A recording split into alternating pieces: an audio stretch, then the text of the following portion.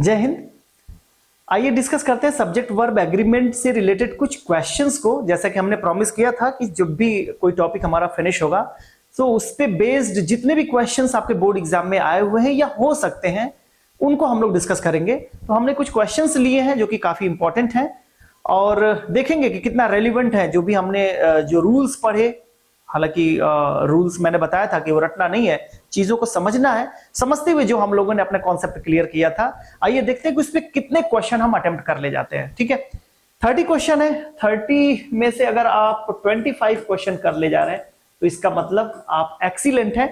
अगर आप 1 to 10 question कर रहे हैं तो बहुत ही पुअर परफॉर्मेंस आपका है। अगर 11 to 20 क्वेश्चन करते हैं तो गुड की कंडीशन में है, और 21 to 30 क्वेश्चन का अप्लाई अगर आप इस पे इन बिटवीन आप आंसर करते हैं तो आप एक्सीलेंट की कंडीशन में है।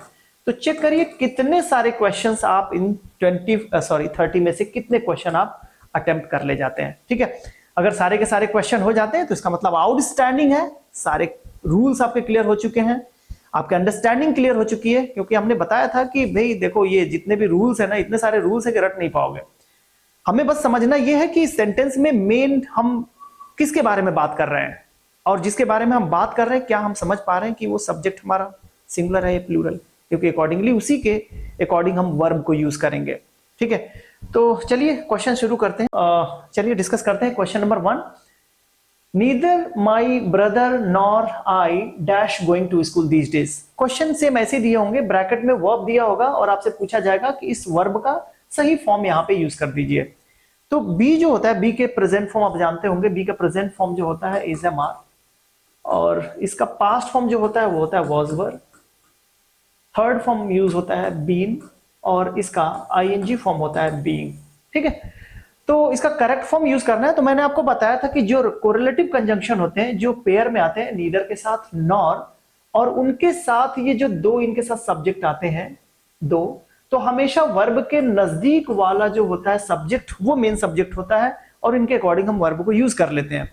यानी इसमें कंफ्यूजन की स्थिति है, नीदर माई ब्रदर नॉर आई। अब दो ही लोग हैं, ना तो वो ना तो ये, तो इसमें मेन सब्जेक्ट कौन सा होगा? तो मैंने बताया था कंफ्यूजन की स्थिति में हमेशा बाद वाले को अपना मेन सब्जेक्ट मान लेते हैं। ठीक है, तो यहाँ पे आई मेन सब्जेक्ट हो गया। आई जब मेन सब्जेक्ट हो गया तो आई का प्रेजेंट फॉर्म ये यूज कर सकते हैं या आई का पास्ट फॉर्म ये यूज कर सकते हैं। लेकिन यहाँ पे देखिए बात कर रहा है दीज डेज, यानी प्रेजेंट टाइम की बात हो रहा है। और आपको ये भी बताया था टेंस के लेसन में, time decide the tense, time के अकॉर्डिंग हम टेंस को डिसाइड करते हैं। ठीक है, तो यहाँ पे आई के अकॉर्डिंग यहाँ पे क्या यूज करना पड़ेगा आपको? एम, यानी कि सेंटेंस हो जाएगा neither my brother nor I am going to school these days. ठीक है, ना तो मेरा ब्रदर और ना ही मैं आजकल स्कूल जा रहे हैं, मतलब दोनों में से कोई नहीं जा रहा है। क्लियर है? सेकंड क्वेश्चन देखिए, one of my sisters, one of my teachers, not sisters, one of my teachers. यहां पे सिर्फ अगर माई टीचर्स होता तो सब्जेक्ट प्लूरल हो जाता, लेकिन यहां पे हम बात कर रहे हैं वन ऑफ माई टीचर्स, यानी बहुत सारे टीचर्स हैं, उनमें से एक टीचर की बात हो रही है। और जब एक टीचर की बात हो रही है तो यहाँ पे वर्ब आएगा सिंगुलर, तो बिलोंग वर्ब तो प्लूरल है। वर्ब मैंने बताया था कि ये बाय डिफॉल्ट प्लूरल में ही होते हैं, इनको सिंगुलर बनाने के लिए इसमें एस आई एस ऐड करते हैं। तो मैंने बताया था कि जनरली अगर वर्ब के एंड में एस आ जाए, double S, S H, C H, X, Z, O, तो अगर ये सारे वर्ड्स आ जाते हैं तो उनमें ई एस जोड़कर इनको सिंगुलर बनाया करिए। तो ये सारे वर्ड्स तो है नहीं, लास्ट में जी है, एस जोड़िए, सिंगुलर बनाइए, ये हो जाएगा belongs. One of my teachers belongs to my town। अगर सिर्फ टीचर्स होता तो क्या करते? My teachers belong to my town। Clear है? ठीक है, यहां पे देखिए, in Japan the cars dash very fast. हम किसकी बात कर रहे हैं, जापान की या कार्स की? कार्स की बात कर रहे हैं। ठीक है, तो जापान में क्या होता है, जितने भी कार्स होते हैं ना बहुत तेज दौड़ते हैं, तो यहाँ पे वर्ब प्लूरल लगाना पड़ेगा क्योंकि हमारा सब्जेक्ट है प्लूरल। नेक्स्ट देखिए, मेनी अमेरिकन वर्कर्स, के मेनी ये डिटर्मिनर है, यूज होता है हमेशा प्लूरल नाउन के साथ। तो जब हम बात करें मेनी अमेरिकन वर्कर्स, तो इसका मतलब ये हमारा हो गया प्लूरल सब्जेक्ट, और जब प्लूरल सब्जेक्ट हो गया तो वर्ब हमारा प्लूरल में ही यूज होगा, जो कि प्लूरल में ऑलरेडी है, तो इसमें कोई छेड़खानी नहीं करेंगे, वैसे के वैसे रख देंगे। My many American workers drive their own cars. ये क्वेश्चन देखें, the businessman dash in a large bungalow. तो हम बिजनेसमैन की बात कर रहे हैं, बिजनेसमैन का जो प्लूरल होता है ये एक ही जगह ई हो जाता है, बिजनेसमैन हो जाते हैं, ठीक है। सो द बिजनेसमैन की जब हम बात कर रहे हैं तो हम सिंगुलर किसी बिजनेसमैन की बात कर रहे हैं, और जब सिंगुलर बात कर रहे हैं तो यहां पे हमारा वर्ब क्या हो जाएगा, सिंगुलर हो जाएगा, जो कि इसमें एस जोड़कर हम क्या बना देंगे, इनको सिंगुलर बना देंगे। The businessman lives in a large bungalow, ठीक है। इन क्वेश्चन को देखें एक बार, अपने से कोशिश करिए, देखिए कितने अटेम्प्ट कर पा रहे हैं, और फिर इसके बाद से मैं समझाता हूं एक एक क्वेश्चन को, अपना आंसर चेक कर लीजिएगा। चलिए, all the books in that shelf, हम किसकी बात कर रहे हैं, ऑल द बुक्स की बात कर रहे हैं यहां पे, ना कि शेल्फ की। जब ऑल द बुक्स है तो जाहिर सी बात है प्लूरल है, जब प्लूरल है तो वर्ब प्लूरल यूज करिए। अब चाहे इसका प्रेजेंट फॉर्म यूज करिए, पास्ट फॉर्म यूज करिए, all the books are mine या all the books were mine, कोई भी यूज कर लेंगे सही हो जाएगा यहां पे, क्योंकि यहां पे ऐसा कुछ नहीं लिखा है कि प्रेजेंट के टाइम को या पास्ट के टाइम को बताना है, ऐसा कुछ टाइम दिया नहीं हुआ है। जब टाइम नहीं दिया हुआ है तो आप प्रेजेंट और पास्ट कोई भी फॉर्म आप यूज कर लीजिए, लेकिन प्लूरल ही आपको यूज करना पड़ेगा यहां पे। नेक्स्ट देखिए, the youngest of my classmates, देखिए यहां पे हम बात कर रहे हैं किसकी, क्लासमेट्स की मैं बात नहीं कर रहा हूं, उसमें से जो सबसे यंगेस्ट है उसकी मैं बात कर रहा हूं। The youngest of my classmates, verb होगा सिंगुलर, प्लेस क्रिकेट। जो सबसे यंगेस्ट है, बहुत सारे, there are many classmates of mine, but I am talking about the youngest one. The youngest one कोई सिंगुलर होगा, एक होगा, द बेस्ट, ठीक है। तो इसके साथ हम वर्ब सिंगुलर यूज कर लेंगे। नेक्स्ट क्वेश्चन देखते हैं, 10 tons dash quite a load. यहां पे हम वेट की बात कर रहे हैं, तो मैंने आपको बताया था मेजरमेंट, वेट, इनके लिए हम हमेशा सिंगुलर वर्ब यूज करते हैं, ठीक है। अगर ये डेफिनिट अमाउंट को शो कर रहे हो, डेफिनिट मतलब एक सिंगल यूनिट को शो कर रहे हो, तो इनके साथ हमेशा वर्ब सिंगुलर आता है, इनके साथ वर्ब सिंगुलर यूज करिए, ठीक है। Bread and butter dash good for breakfast. तो ब्रेड एंड बटर, यहां पे एंड के साथ ये ब्रेड एंड बटर लगे हुए हैं, लेकिन एक सिंगल यूनिट को ये शो कर रहा है ब्रेकफास्ट है, दोनों मिलकर एक ब्रेकफास्ट बना रहे हैं। तो हमने बताया था कि एंड के साथ भले ही दो नाउन अलग जुड़े हुए हो, लेकिन जब एक सिंगल यूनिट को शो कर रहा हो तो हमेशा वर्ब सिंगुलर यूज किया करिए। Bread and butter is good for breakfast. यहां पे देखिए, the boy dash to be smart. The boy single subject है, वर्ब सिंगुलर यूज करिए। The boy appears to be smart, ठीक है। The boy appears to be smart. Next question, ये सारे question है, एक बार कोशिश करिए।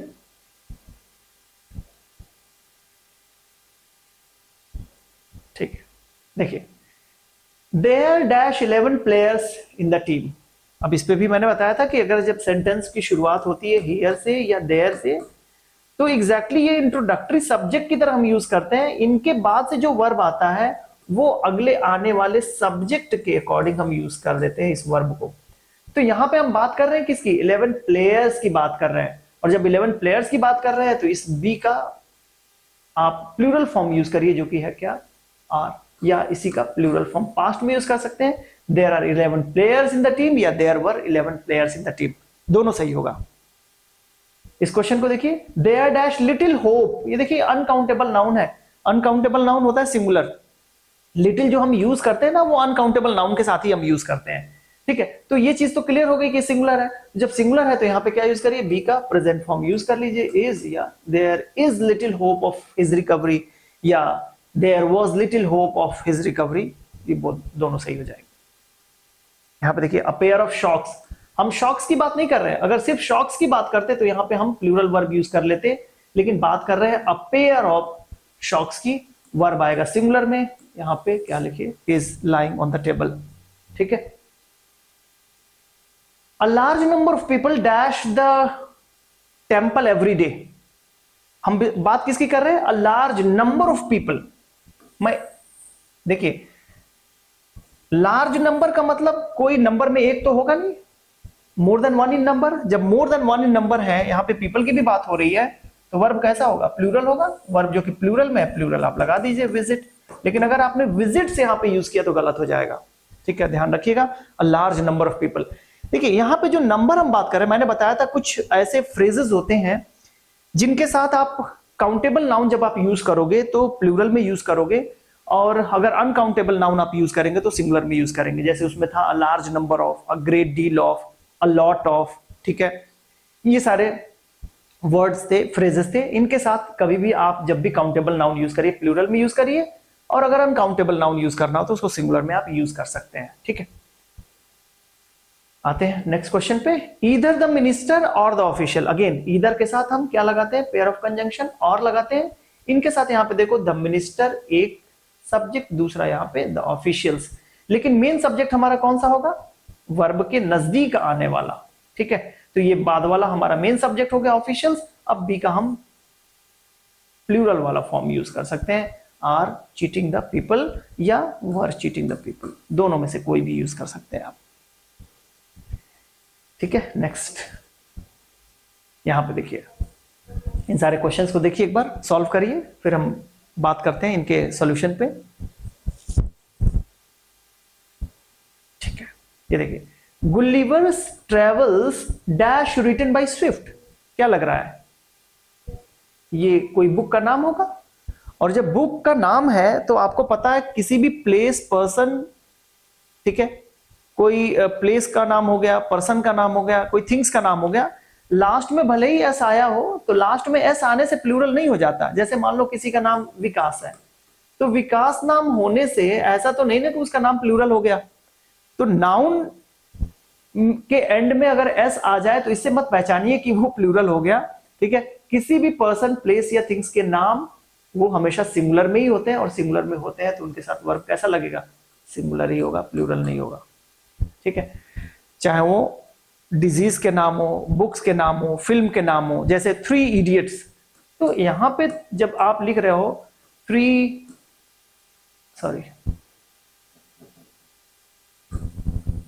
इडियट्स, यहां पे मैं कहूं माय फेवरेट मूवी, ठीक है। अगर मैं इसमें से इज एम आर फिल करने को दूं तो यहां पे ऐसा नहीं 3 इडियट्स है, प्लूरल देख के आर लगा दो, गलत हो जाएगा, आपको इज लगाना पड़ेगा। क्यों, क्योंकि ये फिल्म का नाम है, नाम सिंगुलर में ही होता है, ठीक। बहुत सारे क्वेश्चन इसमें बन जाते हैं। अगेन देखो, 100 rupees dash a small sum of money these days, be का फॉर्म यूज करना है, तो 100 रुपीज क्या हो गया, एक डेफिनेट नंबर को शो कर रहा है, अमाउंट को शो कर रहा है, तो यहां पे हम क्या यूज करेंगे, is a small sum of money these days. Again यहां पे पास्ट में यूज नहीं कर पाओगे क्योंकि टाइम प्रेजेंट का दे दिया हुआ है।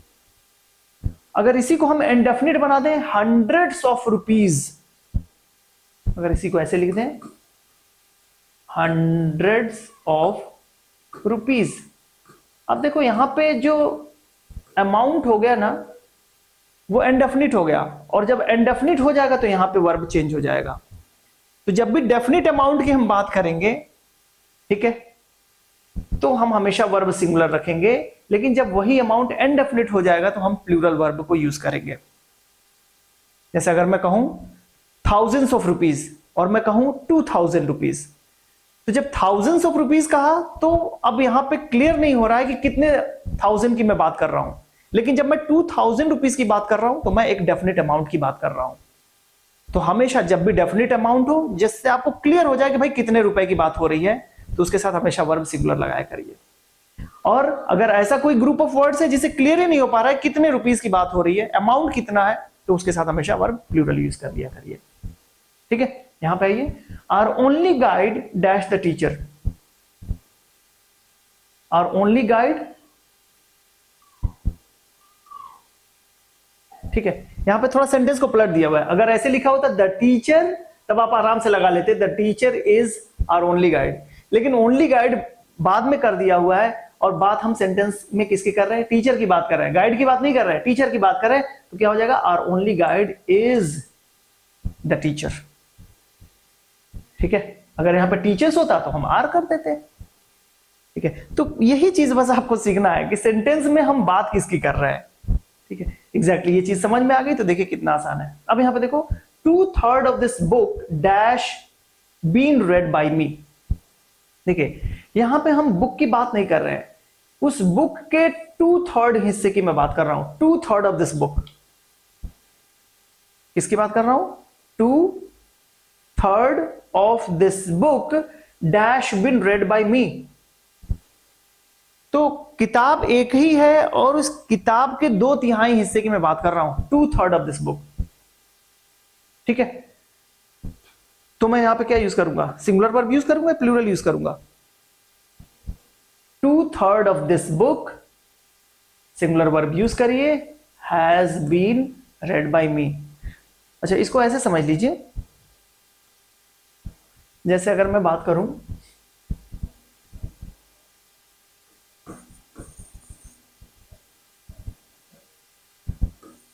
half of the mango dash rotten, और अगर इसी सेंटेंस को मैं ऐसे लिखूं, half of the mangoes dash rotten। ठीक है, तो इसमें अगर मैं ऑप्शन दे दूं कि आप इज एम आर में से कोई फिल करो,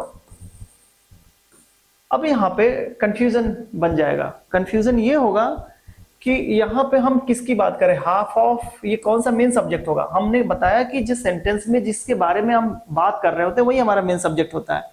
हम बात कर रहे हैं यहाँ पे मैंगो की, हम यहाँ पे बात कर रहे हैं मैंगोज की।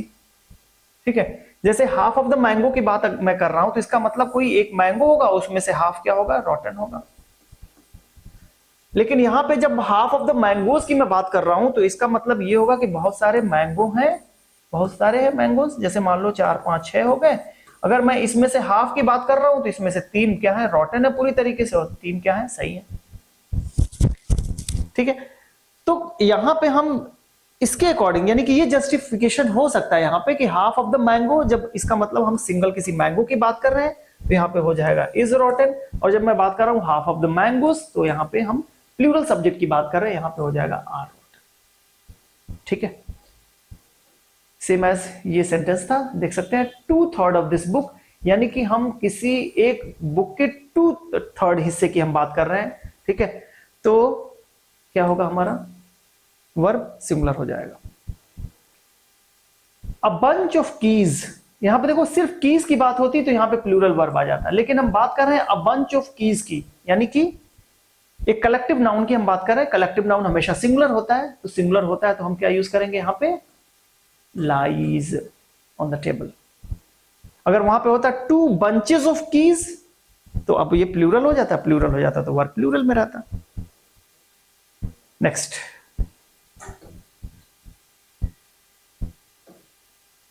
चलिए इस सेंटेंस को सॉल्व करिए। आसान से हैं सारे, कोशिश करिए एक बार, फिर चेक करिएगा कितने क्वेश्चन आपके सही होते हैं। Alright, neither of these 2 boys dash मी।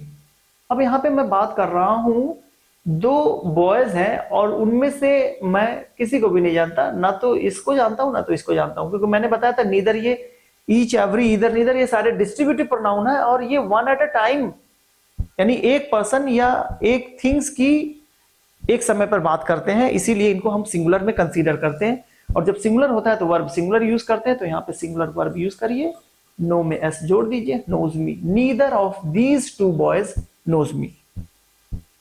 यहां पे देखो नॉट ओनली के साथ बट ऑल्सो यूज किया गया है, और यहां पे 2 यहां पे सब्जेक्ट आए हुए हैं, तो ये लास्ट वाला मेन सब्जेक्ट होगा, लास्ट वाला मेन सब्जेक्ट होगा तो इसके अकॉर्डिंग यूज कर दीजिए।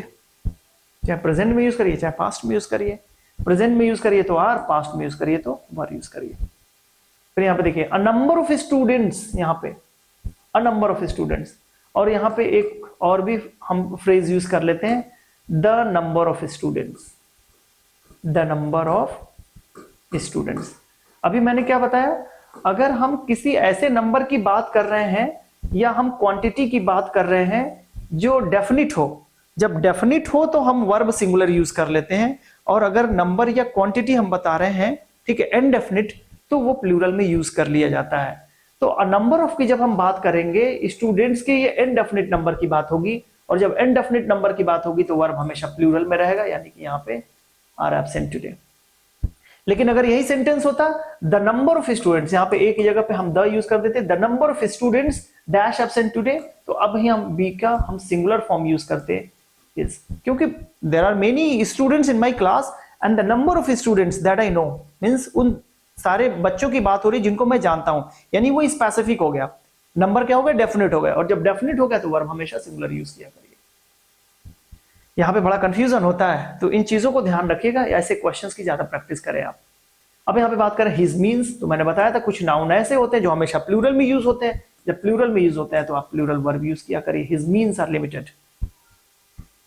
The mob dash scattered now, the mob dash scattered now, collective noun की बात हो रही है, कलेक्टिव नाउन, ठीक है। तो जब हम कलेक्टिवली बात करते हैं, एक यूनिट की बात करते हैं, ठीक, एक ग्रुप की बात करते हैं, तो हमेशा उनका वर्ब सिंगुलर में यूज किया जाता है, तो यहाँ पे। लेकिन हम इंडिविजुअल पर्सन की जब बात करते उस ग्रुप की, तब हम प्लूरल में यूज करते, तो यहाँ पे पूरे मॉब की बात की जा रही है, हैज स्कैटर्ड नाउ, तो हम यहाँ पे वर्ब सिंगुलर यूज कर लेंगे, the mob has scattered now, ठीक है। ये सारे लास्ट क्वेश्चन हमारे, कोशिश करिए एक बार इन सारे क्वेश्चंस को, कहीं कहीं पे कंफ्यूजन है, लेकिन सही से पढ़ेंगे तो चीजें आसान हो जाएंगी। ओके, चेक करिए अपने आंसर्स। स्लो एंड स्टेडी, ये एक अच्छा इडियम है, आप जानते होंगे, slow and steady wins the race, ठीक है। जिस काम में जो कंसिस्टेंसी होती है, जो कंसिस्टेंट एफर्ट करते हैं, वो लास्ट में जीतते ही जीतते हैं। तो यहां पे जब हम फ्रेज में, सॉरी, इनको जब हम एक इडियम में यूज कर रहे हैं, तो मैंने बताया था कि ये दोनों एंड के साथ मिलकर एक सिंगल यूनिट की हम बात कर रहे हैं, ये हम स्लो और स्टेडी दो अलग अलग बात नहीं कर रहे हैं। तो एंड के साथ जब जुड़े होने पर, जब हम सिंगल यूनिट की बात करते हैं, तो वर्ब हमेशा सिंगुलर होता है। लेकिन जब दो हम अलग अलग नाउन को एंड के साथ जोड़ते हैं, ठीक है, तो उनके साथ वर्ब हमेशा प्लूरल यूज होता है। तो यहां पे देखिएगा दोनों एंड के साथ ही जुड़े हुए हैं, लेकिन ये ईडीएम में हम दोनों की कलेक्टिवली बात कर रहे हैं, यहां पे हम दो अलग अलग यूनिट की बात कर रहे हैं, ठीक है, क्लियर है।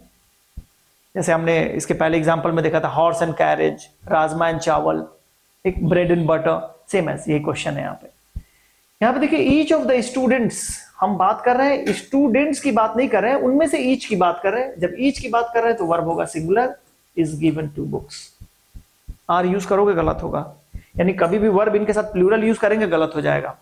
अगेन यहाँ पे हियर से सेंटेंस की शुरू हो रहा है, देखो here dash the first 2 chapters of the book, हम बात कर रहे हैं द फर्स्ट 2 चैप्टर्स की, बुक की बात नहीं कर रहे हैं, उस बुक के 2 चैप्टर्स की बात कर रहे हैं, वर्ब होगा plural, here are the first 2 chapters of the book. The cattle dash grazing in the field, यहां पे देखो कैटल हमेशा प्लूरल में होता है, जैसे मैंने बताया था कुछ वर्ड्स जैसे जेंट्री, पीजेंट्री, पीजेंट्री, ह्यूमैनरी, ठीक है, और फिर कैटल आपने यूज कर ही लिया।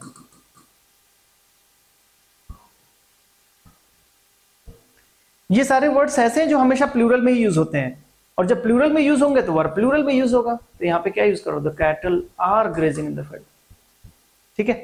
तो ये थे सारे क्वेश्चंस जिसकी हमने प्रैक्टिस करी, और उम्मीद मैं करूंगा आपसे कि आप जरूर अपने जितने भी अटेम्प्ट क्वेश्चन है उनको जरूर एक अपने कमेंट बॉक्स में जरूर लिखेंगे कि आपने कितने क्वेश्चन को अटेम्प्ट किया, जिससे मुझे भी पता चले कि आपकी प्रैक्टिस कैसे चल रही है।